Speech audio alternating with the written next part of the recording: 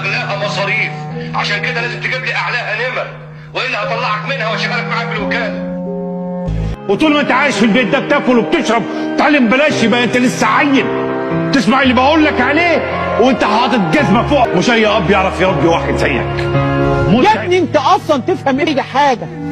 فاشل فاشل فاشل فاشل، ولا هتفلح في اي حاجه.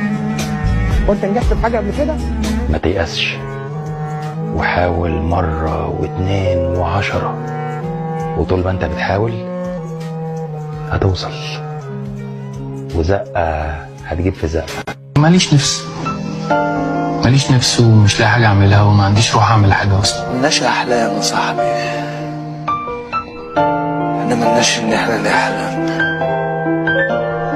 بحاول إن أنا أبقى أحسن، بس مش بوصل لحاجة، بتخانق مع دماغي طول